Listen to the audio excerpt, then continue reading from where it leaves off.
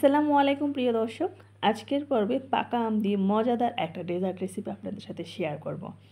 আমের সাথে ভরপুর এত সহজ একটা ডেজার্টের জন্য না লাগছে ডিম, না লাগছে কেক, তারপরও লাগবে অনেক বেশি রসালো আর কেকই ম্যাঙ্গো কাস্টার্ডের সাথে। আপনাদের কাছে এতই ভালো লাগবে যে আপনারাই বলবেন অসাধারণ এক ডেজার্ট। আমার আজকের রেসিপি ম্যাঙ্গো কাস্টার্ড পুডিং। তাহলে চলুন দেখে নেওয়া যাক এই মজাদার ডেজার্টটি কীভাবে তৈরি করতে হয়। সবার প্রথমে আমি এখানে একটি পাত্রে নিয়ে নিয়েছি 2 কাপ দুধ। দুধটাকে ভালো করে জাল করে নেব। এখন দিয়ে দিচ্ছি 1/4 কাপ চিনি। এই ডেজার্টটার জন্য এতটুকু চিনি যথেষ্ট।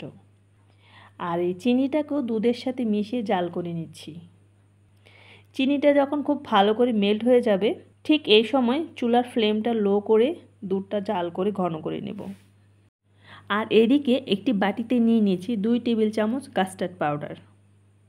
আর দিচ্ছি 1/4 কাপ দুধ।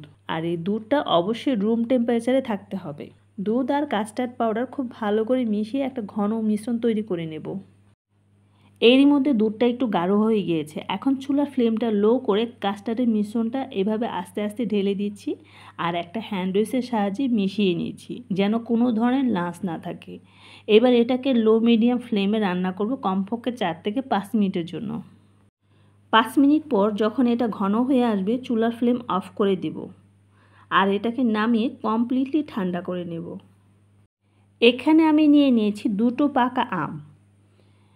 আর এই আম থেকে কিছুটা আম আমি পিউরি করে নিয়েছি আর কিছুটা আম আমি এভাবে ছোট ছোট পিস করে নিয়েছি। এখন আমি একটি বোলে নিয়ে নিয়েছি 1 কাপ হুইপ ক্রিম। আপনারা যে কোনো ব্র্যান্ডের হুইপ ক্রিম ইউজ করতে পারেন। আর এটাকে বিট করা শুরু করব যতক্ষণ একটা সফট মিক্স না আসে। এই তো ক্রিমটা রেডি হয়ে গেল। আর এখন আমের কাস্টার্ডের সাথে ঢেলে দেব আমের পিউরিটা। এবার খুব ভালো করে মিশিয়ে নেব। আচ্ছা, এখানে একটা বিষয় অবশ্যই খেয়াল রাখতে হবে, যখন আমের পিউরিটা কাস্টার্ডের সাথে ঢালবো অবশ্যই কাস্টার্ডটা কমপ্লিটলি ঠান্ডা হতে হবে, তা না হলে গরম গরম মিশিয়ে ফেললে নষ্ট হয়ে যাবে। এবার এখানে আমি নিয়ে নিয়েছি ড্রাই কেক বিস্কিট। এই বিস্কিটটা মূলত একটু মিষ্টি হয় আর জুসি হয় যখন দুধে এটাকে ডুবাবো। এখন একটা ড্রাই কেক নিয়ে এটাকে দুধের মধ্যে এইভাবে ডিপ করে নেব আর এই সার্ভিং ডিশের মধ্যে একটা লেয়ার করে নেব। এখন এই লেয়ারের উপর দিয়ে দিচ্ছি ম্যাঙ্গো কাস্টার্ড। খুব ভালো করে সব দিক থেকে স্প্রেড আউট করে নিচ্ছি। তারপর এটার মধ্যে ঢেলে দিচ্ছি কিছুটা আমের টুকরো আর বাদাম কুচি। এবার দিয়ে দিচ্ছি final layer whip cream. Whip ক্রিমটা দিয়ে একটা লেয়ার বানিয়ে নিব। আর এটার মধ্যে আবার দিয়ে দিচ্ছি কিছুটা আমের টুকরো।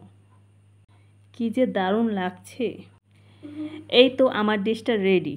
বাট এটাকে সেট হওয়ার জন্য ফ্রিজে রাখতে হবে কমপক্ষে 6 থেকে 7 ঘন্টার জন্য। আর যদি ওভারনাইট রাখেন তাহলে তো আরও বেশি ভালো হয়। আর উপরের লেয়ারটা যেন ড্রাই না হয় তার জন্য এটার উপরে একটা ক্লিন র্যাপ লাগিয়ে নিয়েছি। দেখেন কতটা সুন্দর লাগছে আর কতটা ইয়াম্মি হয়েছে। এবার একটা পিস এখান থেকে কেটে দেখাচ্ছি। মাশাআল্লাহ, দেখতে এতটাই লোভনীয় লাগছে আর খাওয়ার কথা কি বলবো, সুপার সফট, সুপার ময়েস্ট, ঠান্ডা ঠান্ডা ম্যাঙ্গো মালাই কেক। ম্যাঙ্গো লাভাররা অবশ্যই ট্রাই করে দেখবেন। রেসিপিটি ভালো লাগলে চ্যানেল সাবস্ক্রাইব করে রাখবেন। সবাই অনেক ভালো থাকবেন। আজকে এখানে বিদায় নিচ্ছি। আল্লাহ হাফেজ।